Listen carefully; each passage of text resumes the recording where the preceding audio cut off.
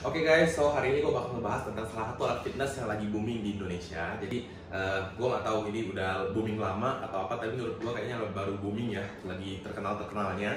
Tapi sebenarnya alat ini udah lama. Jadi pertama kali gue ketemu itu di tempat gym fitness di Jakarta itu udah ada, tersedia. Cuman kayak jarang ada yang pakai sih gitu loh. Kayak selalu di sudut pojok aja gitu kan. Nah ini foam roller alatnya. Oke, ini alat lagi booming banget. Tapi yang di sini yang gue punya ini yang basic aja, yang biasa aja ya. Nah, jadi gue bakal ngebahas tentang kegunaan foam roller, bagus digunakan kapan, dan beberapa kesalahan yang sering kalian lakukan waktu menggunakan foam roller. Oke? Jadi yang pertama, ini gue bakal ngebahas tentang kegunaannya. Nah, ini foam roller itu bagus kayak buat mengaktifasi otot atau melatih mobility pada bagian otot. Selain itu juga dia kayak, ini kayak gimana ya? Mirip-mirip kayak kita pijit gitu loh. Jadi kayak kalian tuh harus menggunakan foam roller. Jadi kalian roll di bagian otot yang misalnya sakit atau nyeri, kayak di massage aja gini. Ini terkenalnya kayak massage equipment gitu ya. So ini bagus banget. Kadang gue juga misalnya bagian kaki gue sakit atau apa, gue roll pakai ini gitu. Jadi kayak sampai ke dalam muscle-nya itu di muscle tissues ini bisa kayak terjangkau ya. Jadi di sini gue ada dua sebenarnya, ada bedanya. Ntar gue bakal jelasin kenapa ada panjang, ada yang pendek, dan ada yang gerigi, dan ada yang tebel keras gini. Dan ada juga yang soft ya. Ini bagus banget foam roller sebenarnya. Cuman gue nggak tahu sekarang orang udah pada ngerti atau belum. Ya mungkin gue cuma pengen share aja biar teman-teman juga mungkin juga yang nggak tahu bisa tahu gitu ya. Terus kapan bagus digunakan? Ya. Di sini gue lebih anjurin itu kalau gue sendiri pakainya pas pre-training. Jadi sebelum gue angkat beban atau strength training, melakukan latihan beban gitu, gue biasa roller dulu. Contoh, gue paling sering roller itu kayak misalnya gue main kaki. Gue mau main kaki nih, gue roll dulu bagian paha dalam, depan dalam, paha luar, ya di bagian sini, sama di bagian paha dalam. Ya itu kayak secara nggak langsung gue mengaktifasi otot-otot yang bakal gue latih. Ya kan, itu kan otomatis kayak memasak sebagai otot yang gue roll itu kan, jadi kayak darahnya itu ke sana. Nah, kayak itu sebagai rangsangan gue memberitahu kayak bagian otot yang gue pengen latih, kayak gue pemanasan aja di bagian otot itu gitu loh. Ya biasa kayak gue main kaki, gue pasti roll di bagian kaki sama di betis. Jadi lebih udah pre aja, kayak stretching sih sebenarnya gitu ya.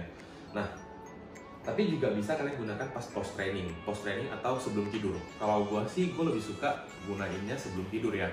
Jadi kalau sebelum tidur itu kadang kan kita bisa latihan kaki, aduh capek banget deh kakinya kaku kayak atau ototnya udah ngeras atau apa gitu ya. Jadi sebelum gue tidur biasanya gue roll dulu bagian yang gue ngerasa ototnya masih kaku, gue roll beberapa detik atau berapa lama gitu ya. Setelah itu kayak lebih enak aja bagian ototnya, lebih kayak lembut gitu. Lembut gimana nih? Bukan lembut, maksud gue kayak ototnya udah lebih nggak kaku, lebih rilis gitu ya. Itu bagus banget dan tidur lebih nyaman gitu.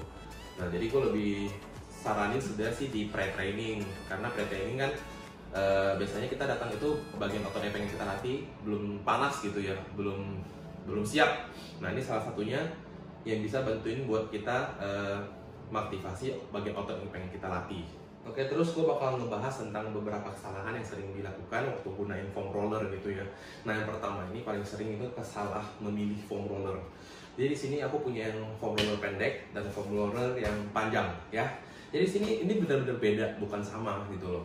Nah, sebenarnya kalau yang panjang ini lebih direkomendasi buat bagian otot besar. Contoh kayak kaki, bagian hamstring, quads, chest dan lain-lain gitu ya, bagian otot besar.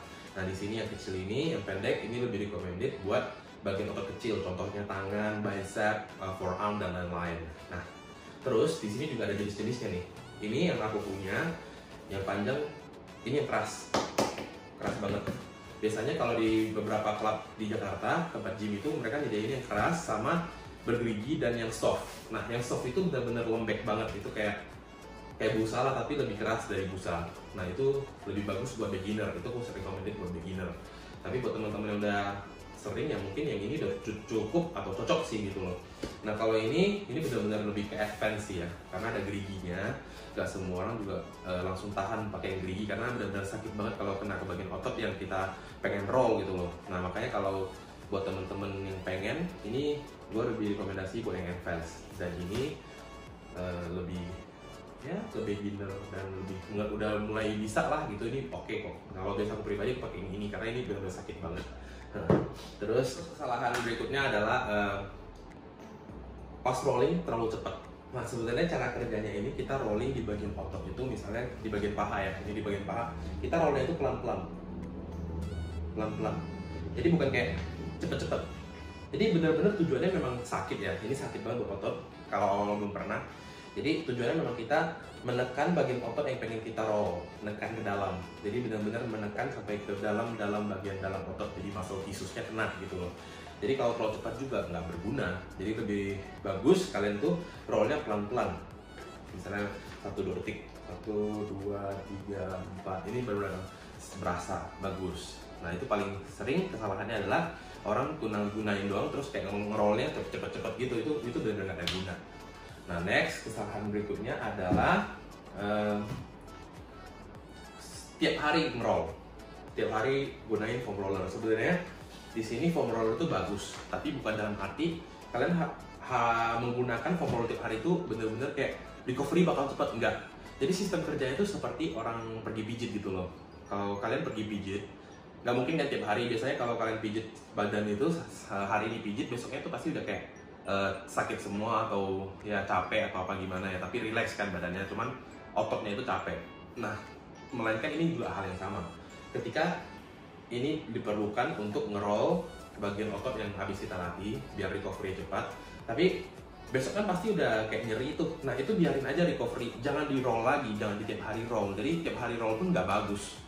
Jadi kapan ototnya istirahat gitu kan? Ketika kita memecah otot, kita roll lagi, itu bener-bener buat muscle fascianya itu atau bagian otot yang terdalam itu relax atau pecah gitu. Nah setelah itu biarkan dia recovery. Jadi ini bener-bener bagus juga, tapi nggak dianjurkan digunain tiap hari di bagian otot yang nyeri atau bagian otot yang kita roll terus tiap hari, itu nggak bagus. Oke, terus next, rollnya selalu di satu bagian yang sama. Nah contoh itu kayak kalau kita pengen roll kaki, sebenarnya kaki yang sakit itu cuma paha bagian depan.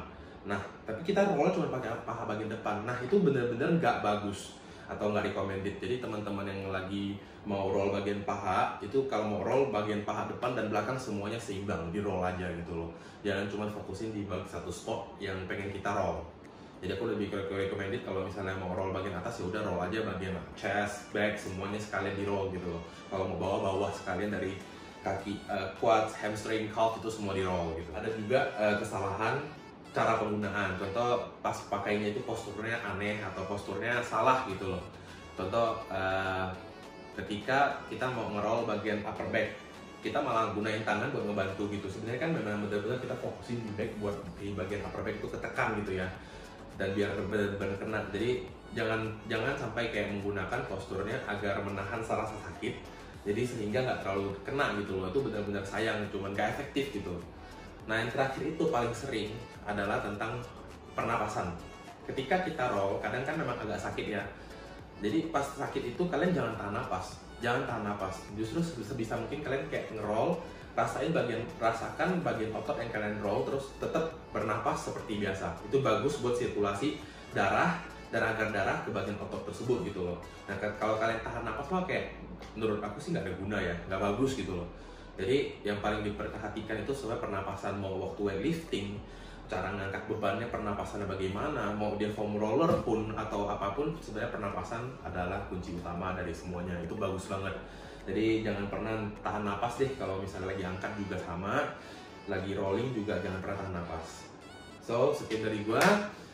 Nextnya gue bakal share tentang beberapa gerakan buat bagian bawah dan bagian atas. Thank you.